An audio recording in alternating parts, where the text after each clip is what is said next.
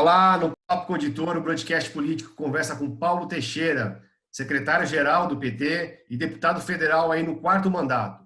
Para nos acompanhar, o repórter Nicolas Chores. Bem-vindo, Nicolas, tudo bem? Tudo certo, Gustavo? Contigo? Tudo jóia. Deputado, muito bem-vindo e muito obrigado aí por aceitar o nosso convite aqui no Papo com o Editor. Obrigado, Gustavo. Obrigado, Nicolas.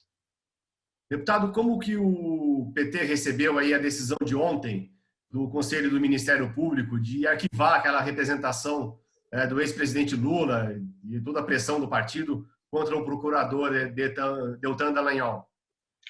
Olha, com preocupação, porque a decisão do CNMP, e aí eu quero ressalvar também aspectos do CNMP, eles tomaram aquela decisão porque ela foi antecedida de duas decisões de dois ministros do Supremo, o ministro Fux e o ministro Celso de Mello, que anularam decisões do CNMP, né? Mas o Dallagnol, ele jogou da maneira mais sórdida. Ele, quando defendia as 10 medidas, ele dizia que a prescrição era um problema gravíssimo do Brasil, porque os advogados jogavam na prescrição. Foi o que o Dallagnol fez ontem. Ele jogou na prescrição. Ele não deixou, ele usou de todos os meios judiciais para prescrever os crimes que ele cometeu. E acho que fica ruim para o CNMP, porque vai demonstrando que o promotor, o procurador que comete crimes, ele nunca é punido. Isso vai dando um sinal ruim para a sociedade e para dentro do Ministério Público. Para mim, desmoraliza o Ministério Público. Ele próprio, Dallagnol, cometeu uma série de irregularidades graves. Por exemplo, eles fizeram uma relação da Lava Jato com o governo americano, com o FBI, entregando informações estratégicas de empresas brasileiras, sem passar pelo governo federal, que é um meio de controle. Esses convênios que eles fizeram, nem se trata de convênios, mas esses compartilhamentos de informações que eles fizeram foram compartilhamentos ilegais e contra os interesses nacionais. Fizeram isso com a Suíça, igualmente, contra os interesses nacionais. E não foram punidos por isso. Vejam, se o governo americano tem o interesse de uma empresa americana no Brasil e usa o Ministério Público para atingir o seu objetivo, os promotores saíram ilesos de uma punição por terem cometido essas irregularidades. Eles também criaram um fundo com dinheiro da Petrobras, 2,5 bilhões sob controle deles. Isso era para pagar palestra para eles mesmos. Hoje é chamado fundo eleitoral, era a Fundação Dallagnol. O Supremo anulou a Fundação Dallagnol. Eles não foram punidos. Eles vazaram informações que estavam sob sigilo. Eles não foram punidos. O Dallagnol fez do Senado para derrotar um dos candidatos. Ele não foi punido. Ele fez um PowerPoint que era uma condenação prévia. Era uma tentativa de construir uma estratégia de condenação na opinião pública, que é exatamente como a Lava Jato fazia. Vamos condenar primeiro na opinião pública e depois condenar no judiciário, já que não vai restar outro caminho para o judiciário. Tudo isso ontem prescreveu. Eu acho que fica mal o CNMP, fica mal o Ministério Público na sociedade, porque dá a ideia de pessoas que abusam e que não sofrem nenhuma penalidade pelo seu abuso. No dia de ontem, o CNJ, Conselho Nacional de Justiça, ele afastou aquele procurador que deu uma carteirada num guarda civil metropolitano de Santos. Cumpriu seu papel. O CNMP mostrou que ele é uma instituição capturada pelo corporativismo dos procuradores. E ontem eu acho que desmoralizou tanto o CNMP quanto o Ministério Público. Deputado, ainda no que se trata de PT e justiça, a gente teve recentemente um relatório da Polícia Federal apontando que a delação premiada do ex-ministro Antônio Palocci estava recheada de desinformação, era, portanto, falsa, tinha um conteúdo falso. Eu queria saber como o senhor e o PT veem hoje a figura de Antônio Palocci, que foi um militante histórico do partido, um dos primeiros prefeitos eleitos pelo PT, e além de ter sido 2 vezes ministro, né, um dos personagens mais poderosos do país. Olha, Nicolas, esse tema que você falou, para mim, remete à ideia da anulação, tanto das eleições de 18 quanto da condenação do presidente Lula. O que o juiz Sérgio Moro fez? Ele se utilizou de mentiras atestadas pela Polícia Federal para influenciar nas eleições de 2018. Ele vazou essa delação às vésperas do primeiro turno das eleições de 18 para contribuir, para ajudar o seu candidato nas eleições.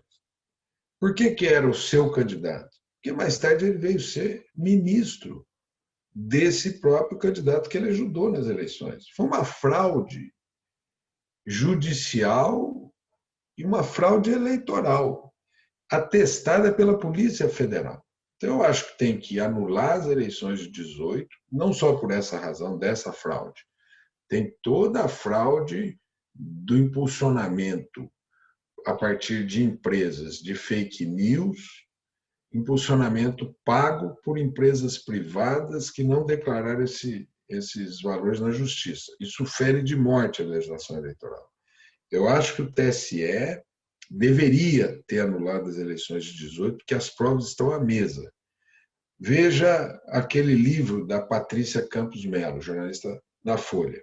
Ela atesta, ela prova toda a fraude que foi cometida em 2018. Fraude essa, além das provas que ela apresentou, que o Supremo já tem as provas, tendo em vista que eles fizeram aquele inquérito das fake news e nele eles já têm todo o processo de fraudes que foram cometidas em 18.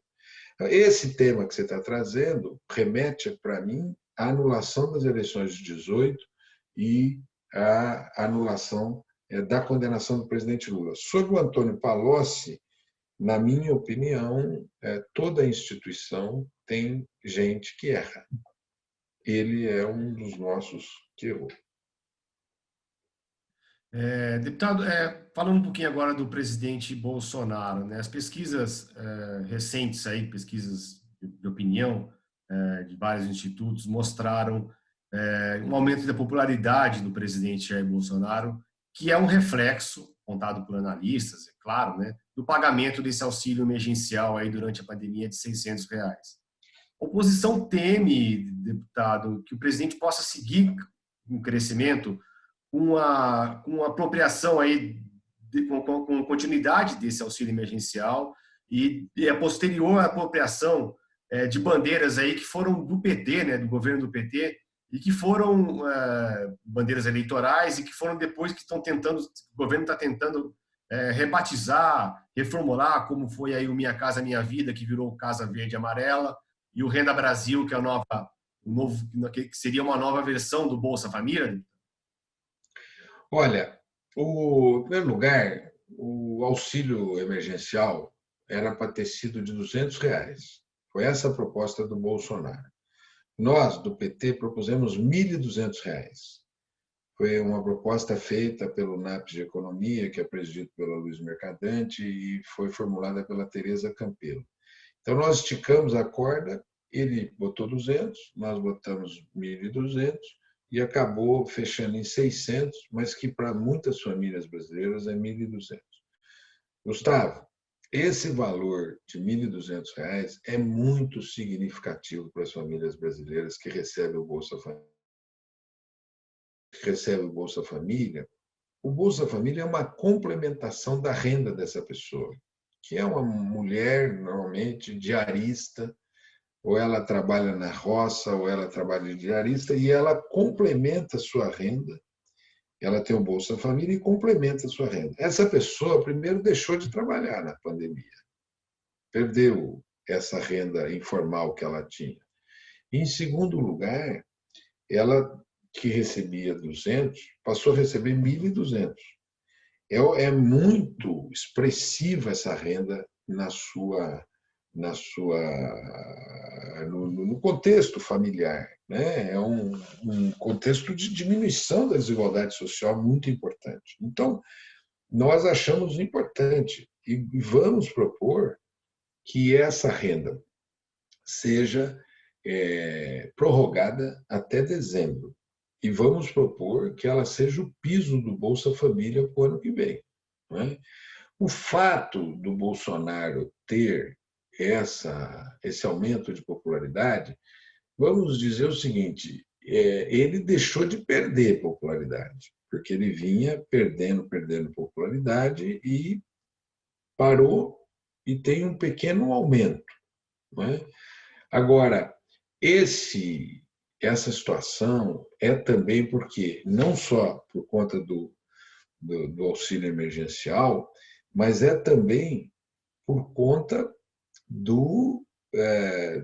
ele está com um orçamento de guerra. Ele está podendo fazer o que ele quer no orçamento. Né? Então, ele está tendo a liberdade total no orçamento. Né? Agora, eu não vejo como dá certo, Gustavo, Nicolas, um presidente da República que está envolvido com uma milícia no Rio de Janeiro. Qual foi a notícia do fim de semana passado? Foi daquele jornalista do Globo que perguntou: presidente, por que a sua esposa recebeu R$ 89 mil do Fabrício Queiroz? Essa foi a notícia, furou todas as bolhas, né, de todos os segmentos. Essa questão é um cadáver que não está mais escondido no guarda-roupa. A porta desse guarda-roupa já está aberta. Né? E eu acho que não tem como dar certo um presidente da República que estava formando uma milícia virtual e real, armada, diante de inquéritos no Supremo Tribunal Federal. O que nós precisamos no Brasil é do funcionamento das instituições. O CNMP ontem não funcionou, o CNJ ontem funcionou. Eu espero que o Supremo funcione e anule a condenação contra o presidente Lula, porque o juiz é parcial. Tem um estudo de professores universitários, 98% dos professores universitários na área de direito penal, criminal, dizem que Moro foi parcial. Agora, se as instituições funcionarem, se essa for anulada a decisão contra o presidente Lula, se o TSE fizer o que ele tem que fazer em relação às fraudes eleitorais e se o Supremo investigar corretamente aquelas milícias digitais e reais, e se o MP do Rio de Janeiro funcionar em relação à família do Bolsonaro, não tem como sobreviver um presidente como esse. Veja, todo dia sai notícia da fábrica de chocolate, da loja de chocolate. Aquela loja, ela também vendia chocolate, mas era uma lavanderia. Ela lavava dinheiro do crime, aquela loja de chocolate. Deputado, mas esse discurso é da oposição. O presidente Rodrigo Maia fala que não há motivo para tocar impeachment, os juízes, né, os ministros do Supremo tentam minimizar isso, botar o próprio TSE, que não caminha as investigações com a eleição de 2018, enfim. Enquanto isso, o presidente vai ter suas bandeiras eleitorais aí, apropriadas, né, das que foram criadas pelos governos do PT. Isso não preocupa? Gustavo, veja, ontem o Supremo anulou uma decisão do Sérgio Moro, lá de trás. Além disso, o Supremo já tem todas as provas. O que o Supremo tem que fazer agora é entregar ao Ministério Público Federal para processar, que são crimes que foram cometidos dentro dessa gestão, não são anteriores. Crimes cometidos dentro dessa gestão, eles são crimes de responsabilidade do presidente da República, e são crimes que motivam o afastamento. Então, o Ministério Público agora deveria oferecer um pedido de afastamento do presidente da República. E, ao mesmo tempo, o MP do Rio, né, precisa concluir essas apurações, porque todo dia sai uma notícia de contas que foram pagas pelo Queiroz, de recursos do Queiroz que foram para o presidente da República, de dinheiro do Queiroz que foi para a loja de chocolate, de depósitos que foram para a loja de chocolate. Não tem como dar certo isso. Se der certo, Gustavo, é que nós viramos uma república de bananas, porque as instituições não funcionam. Como eu acredito no Brasil, que tem uma imprensa forte, que as instituições funcionam apesar de seus problemas, eu não acho que tem como dar certo um presidente da República como esse, metido em problemas tão graves. Deputado, eu entendo o senhor falar das instituições, o senhor fala bastante da atuação do Judiciário, né? A gente já passou por CNMP, CNJ, STF, TSE, Ministério Público, mas eu queria saber, o Congresso também é uma instituição, né? A Câmara dos Deputados, da qual o senhor faz parte, também é uma das instituições que garantem o equilíbrio entre os poderes aqui no Brasil. Então, nesse sentido, há alguma estratégia da oposição? E também acrescento aí, além dos programas sociais que o governo Bolsonaro vem rebatizando, reformulando, as visitas do presidente Bolsonaro à região Nordeste, que é um típico eleitorado do Partido dos Trabalhadores, tudo isso não faz um somatório aí que talvez preocupe a oposição e necessite uma estratégia também no Congresso? Olha, no Congresso, Nicolas, já tem, se eu não me engano, 53 pedidos de impeachment do presidente da República. E o que eu entendi da fala do presidente Rodrigo Maia é que, naquele momento, não tinha como instaurar um processo de impeachment. Um processo de impeachment tem que ser as condições têm que estarem dadas. Uma das condições é mobilização. Mobilização. E, hoje em dia, não é recomendável mobilizar, não é responsável mobilizações de rua no Brasil, porque nós estamos exatamente defendendo a estratégia do isolamento, a estratégia do cuidado, para as pessoas não se infectarem, né? Mas o que será do Brasil no pós-pandemia? Eu, infelizmente, acho que a economia brasileira terá muitas dificuldades, que nós teremos muitos desempregados, muitas pessoas empobrecidas, e esse cenário será o cenário para o afastamento do presidente da República.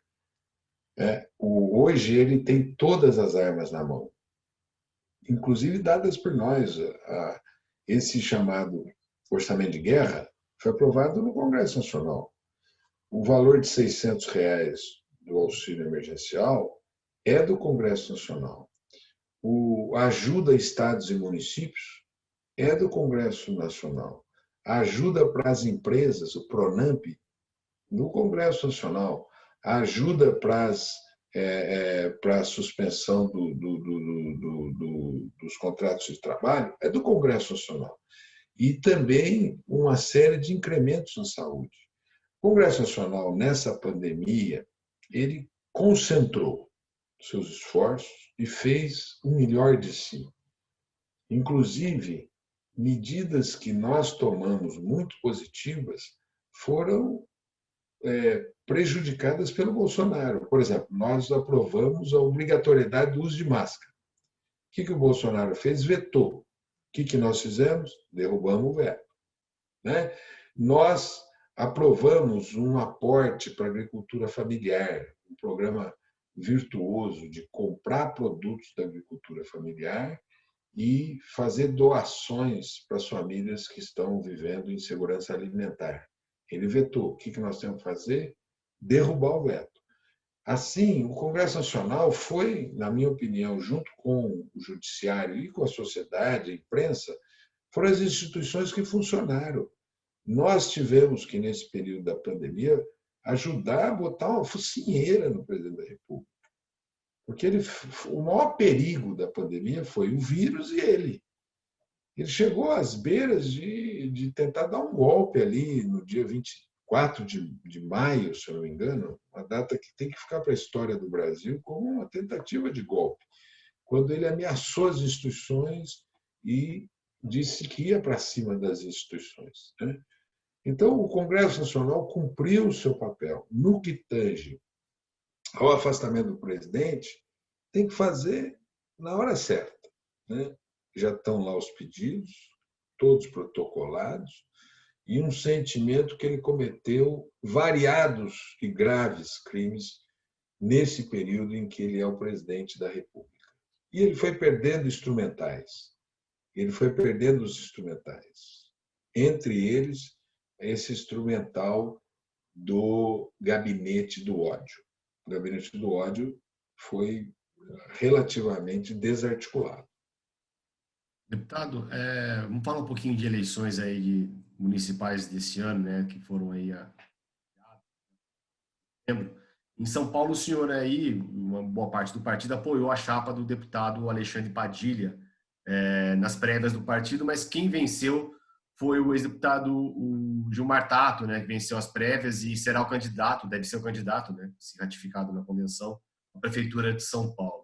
E desde então, aí, alguns petistas e apoiadores históricos do partido têm migrado um apoio, declararam um apoio à pré-candidatura do PSOL com o Guilherme Boulos e com a Luísa Erundina, que foi prefeita do PT, a primeira prefeita do PT na capital paulista. A presidente do PT, a deputada Gleisi, falou em usar estatuto contra esses filiados e que não possam não apoiar o partido ou não possam apoiar o Gilmar durante a campanha. Eu queria saber do senhor assim, se isso vai ser feito e se há um esvaziamento dessa chapa antes mesmo da campanha começar. Gustavo, como você disse, eu era pré-candidato, né? E na reta final eu procurei o Suplicy e falei: Suplicy, se você for o candidato, eu me retiro.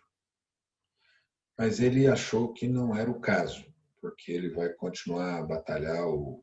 Ele falou que tinha 2 desafios ali. O primeiro, que é a renda básica de cidadania, e o segundo desafio era reconquistar a Mônica Dall'Ari. E eu sou solidário aos 2 desafios dele, então eu entendi, e ele deixou de ser candidato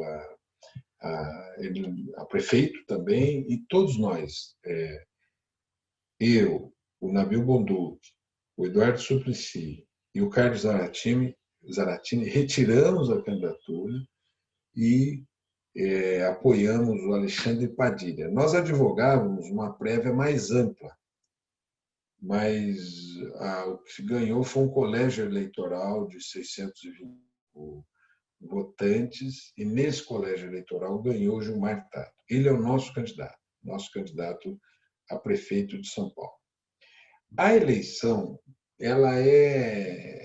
nós também, e eu defendo uma tese que nós devíamos fazer um esforço de unir a esquerda e os setores progressistas nas capitais, né?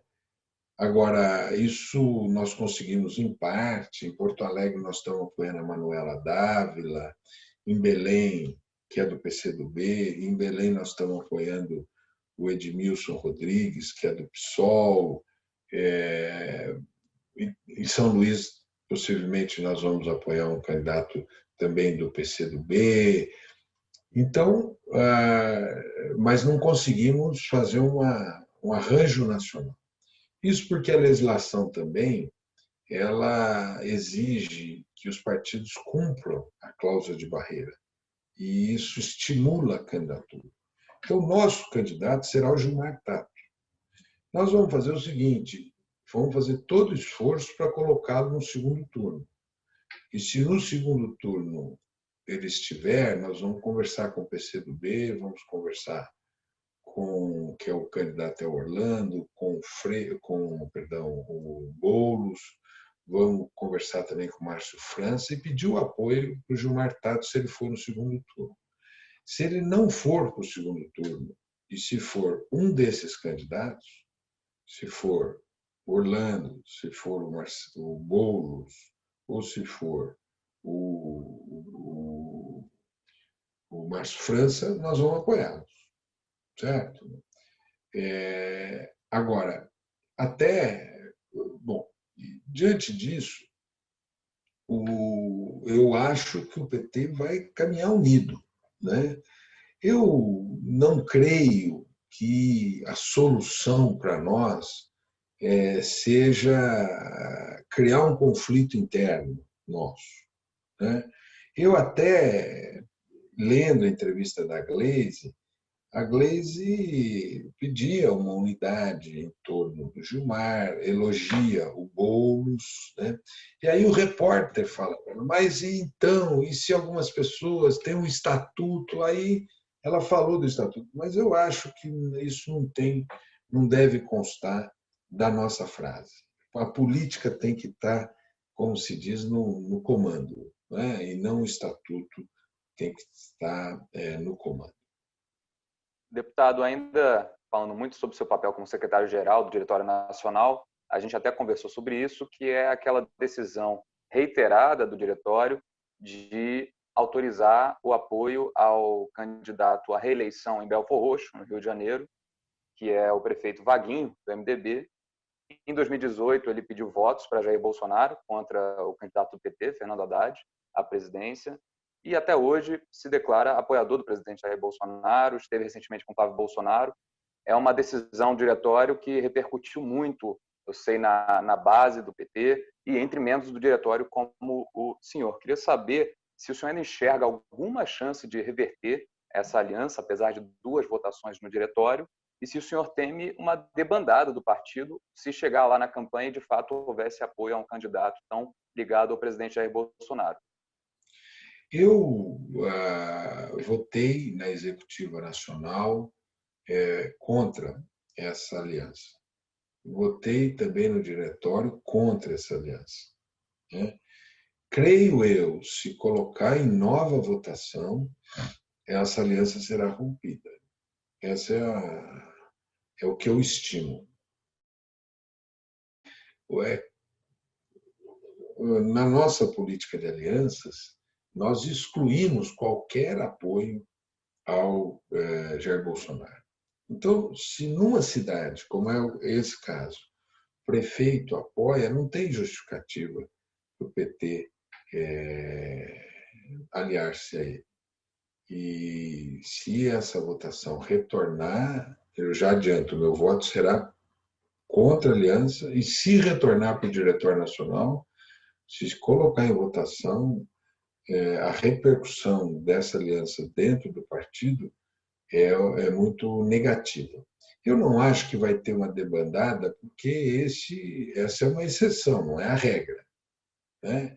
A regra tem sido o PT soltar candidatos próprios, onde não tem candidatos próprios, fazer aliança com o PCdoB, fazer aliança com o PSOL, nós temos aliança com o PSB, temos aliança com o PDT,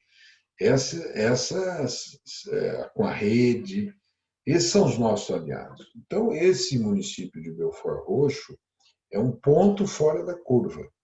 Agora, se voltar esse debate, creio eu que essa aliança será revertida. Mas como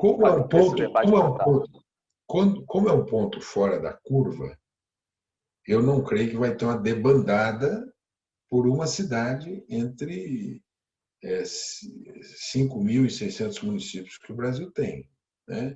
Agora, tem um novo recurso que foi protocolado pelos ex-presidentes do PT. E eu sou signatário desse recurso. Se voltar, eu não creio que prosperará essa aliança. O senhor falou da questão de alianças, né? Citou aí o partido, né, apoiando cabeças de chave no caso de Porto Alegre, né? E com a Manuela, nas Belém. eleições desse ano, né? E a gente queria saber, presidente Lula, o ex-presidente Lula falou semana passada, numa entrevista, que o PT não necessariamente pode ter um candidato à reeleição do Bolsonaro em 2022, né? Disse que se tiver alguém maior, né, o PT poderia abrir mão dessa cabeça de chave, né, de chapa. E a gente queria saber assim, se o senhor vislumbra no curto prazo, no médio prazo, até 2022, se existe alguém maior que o PT e o presidente Lula capaz de proporcionar essa mudança, né, do partido, de não ter um candidato a presidente da República. Olha, Gustavo, você está especulando sobre o futuro. E dentro da sua especulação, eu posso também especular. E aí todo mundo vai entender que eu também estou especulando. O que eu vejo para o futuro nas eleições de 22? Eu acho que se o Lula estiver em condições legais, né, se ele recuperar os seus direitos políticos, porque a sentença de condenação contra ele foi uma sentença fajuta. A própria fake news foi uma fajutagem. Foi essa própria. Não sustenta um juiz que vai ser ministro do adversário. Esse juiz tirou o Lula da disputa de 18 porque ele tinha objetivos políticos, como ele tem, ele quer ser candidato, ele quer estar na urna também. Então, ele foi muito desonesto no que fez. Então, se o Lula recuperar os seus direitos políticos, ele será o candidato do PT. E eu acho que ele tem chance de recuperar seus direitos políticos. Caso ele não consiga ser o nosso candidato, a chapa dos meus sonhos, e aí eu estou especulando com você, é Haddad presidente e Flávio Dino vice-presidente. É a chapa dos meus sonhos. Deputado, falando em governadores, a gente teve recentemente o governador da Bahia, Rui Costa, defendendo numa entrevista um possível diálogo com o PSDB e DEM nessa circunstância de formar uma aliança que seja capaz de derrotar qualquer chapa bolsonarista. É uma linha que a gente vê sendo adotado por algumas vozes da centro-esquerda, inclusive, de certa forma, o Flávio Dino, que o senhor acabou de citar, governador do Maranhão. Queria saber se o senhor concorda com a posição de Rui Costa em relação a essa possibilidade de união circunstancial com partidos de centro e centro-direita. Olha, Nicolas, o DEM ele está no governo do Bolsonaro. Tem 2 ministros no governo do Bolsonaro. A ministra Tereza Cristina e o ministro Onyx Lorenzoni, são do DEM. E o PSDB está piscando para o Bolsonaro. Tem notícias aí, vocês que podem me dizer, mas há notícias de que o Aécio estaria se aproximando do Bolsonaro. E eu não posso me esquecer que o governador de São Paulo, João Dória, né, fez uma campanha Bolsodória. Quando o Bolsonaro fez muita, digamos, cometeu grandes pataquadas, que eu não vejo outra palavra, o Dória se afastou. Mas ele não teve problema de chegar ali. Desta maneira, eu não vejo hipótese de aliança com os democratas e com o PSDB.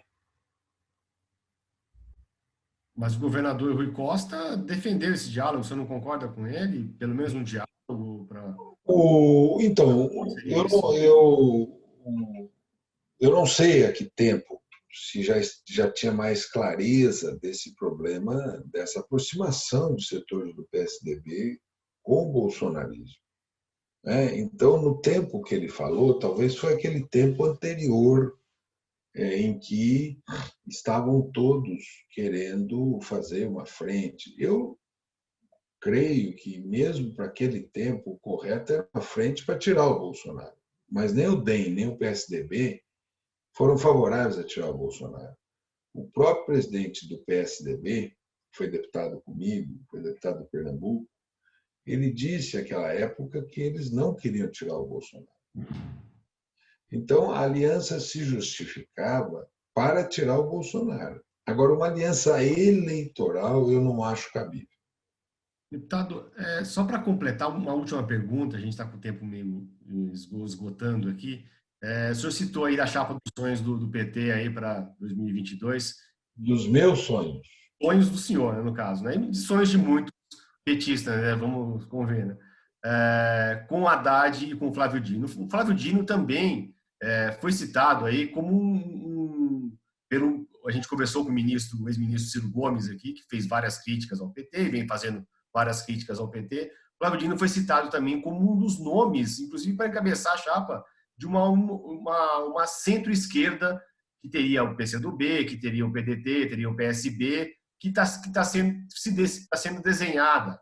Eu queria saber para onde que o senhor acha que pode ir essa centro-esquerda. Você acha que o Flávio Dino pode mesmo encabeçar uma chapa dessa centro-esquerda e deixar o PT aí, e os desejos do senhor aí, não sendo realizados? Olha, Gustavo, se isso vem do Ciro Gomes, eu sou o último a acreditar que o Ciro Gomes não será candidato à presidência da República. Então, é mais digamos, um charme que ele jogou do que propriamente uma proposta, né? O Ciro, eu estive no contexto das negociações de 18 e uma das ofertas que foi feita foi do Ciro ser o nosso candidato. Ele seria o vice do Lula e o Lula, não podendo, ele seria o nosso candidato. Mas o Ciro, naquele momento, ele estava vislumbrando a hipótese de ter uma frente com o DEM, com o PP, ele estava buscando aqueles partidos ali, né? Agora, não queira mudar o meu sonho, Gustavo. Parece que você quer alterar, nós estamos especulando. A minha proposta aqui é a proposta de Haddad, presidente, caso o presidente Lula não possa, porque eu já disse que o presidente Lula será o nosso candidato caso ele possa, mas caso não, a minha chapa ideal, e vou trabalhar por ela, é Haddad, presidente, Flávio Dino, vice. Legal. Continuamos com os nossos sonhos, né, deputado? E eu queria agradecer muito a presença do senhor aqui no Papo com o Editor. Queria agradecer ao meu colega, o Nicolas Chores, pela participação. Queria agradecer o Bruno Nogueirão, que fez a nossa ponte aqui. E agradecer a você que está nos assistindo aqui e a convidá-los aí até o próximo Papo com o Editor. Muito obrigado. Obrigado, Gustavo. Obrigado, Nicolas. E obrigado a todos que assistem esse programa na TV Estadão.